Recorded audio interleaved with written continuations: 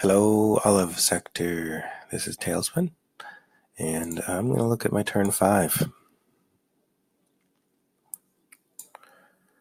So one thing I noticed immediately, it seems that Talak has sent his meteor blockade runner toward me. I'm not sure what I'm going to do about that, because it's no fun to have privateers attacking you in the early game. It's extremely no fun when they can actually see your ships and know exactly where you are. So hopefully he doesn't keep coming. Okay, so what have I done? So my bioscanner, it did do my first scan. It hasn't done the second one yet, but it did the first one. And you can see I got these 3 planets here. No natives, insectoids, and amorphous. So I put amorphous because you can't tax those, so they're useless.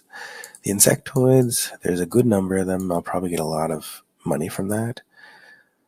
Even though it's 94 degrees, which is very hot. So the temperature thing brings me to want to show you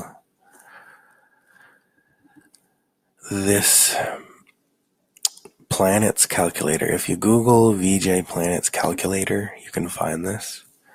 It's created by this guy, James Heinrich, and I think it's connected to another site, so we don't feature it at new. I'm hoping they install stuff like this in ours as well. I think they're working on stuff like that. But at the bottom, there is a table for minimum growth or maximum population. And it gives you the temperatures over here. And it's different for different races. Like crystals love the hot worlds.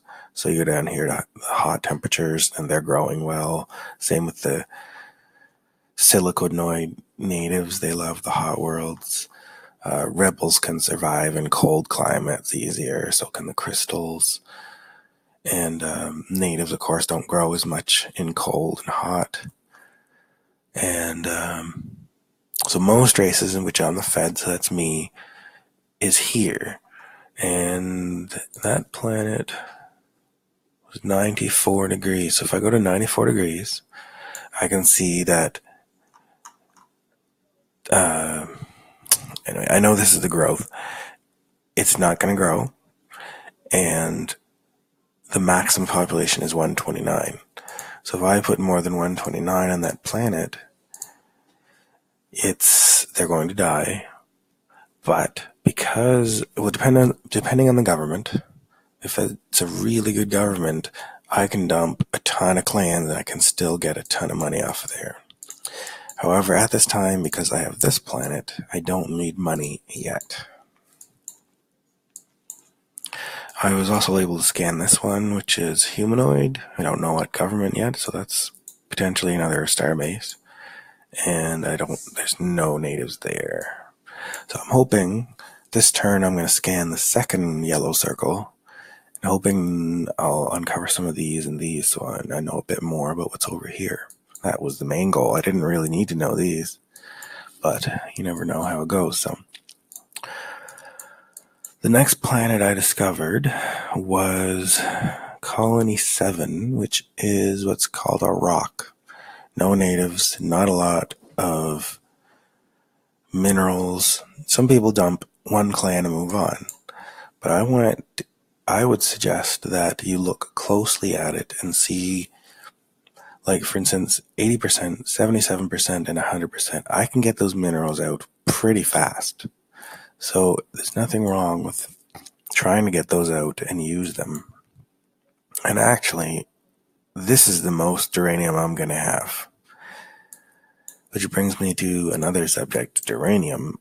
I have no duranium here. I did manage to find some moly this turn, but it's slow coming moly. But I have not found any duranium, so I have a little bit of titanium and a little bit of moly and money. So I'm actually not in a very good position right now because I'm running out of duranium on my home world. I haven't found any anywhere else. and none's producing, so I'm a little worried about my production right now. So what I did is I thought, well, I'm going to try to get this uranium out fast. So I dropped 40 clans, 40 supplies, and enough to make 40 mines on that planet to try to get out some minerals. And he moved on to scout. This guy here, I put 400 supplies.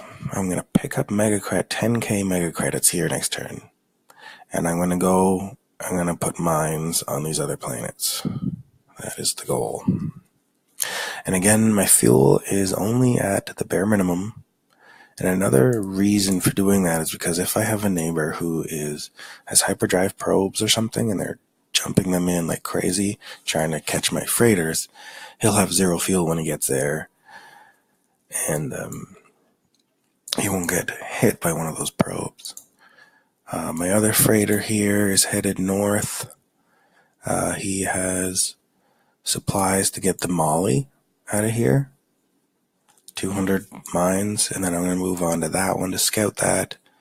I brought an extra 100 supplies to see if I can build more mines here. Hopefully there's some good minerals there too. And extra clans for the natives. Because this area is really not looking good, I need to get this stuff going quickly. In a normal game, I could probably get away with this since Taylor can see me doing this. He might have me dead in like 10 turns because I don't think I can defend myself like that.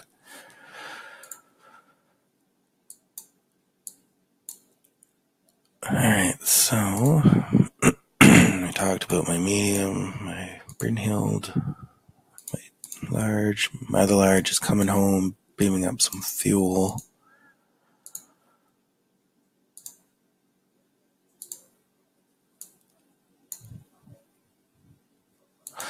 What I built was a Loki with no torpedoes.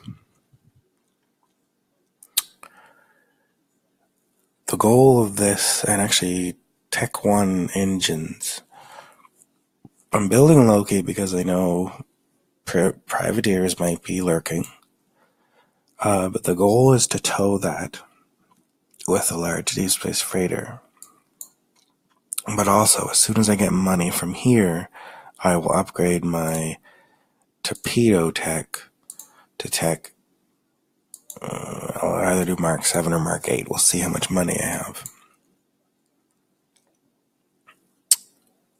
And so then that'll be a high-tech Loki, and we'll be able to destroy meteors and other cloakers. Yeah, so I think that's about it for this turn.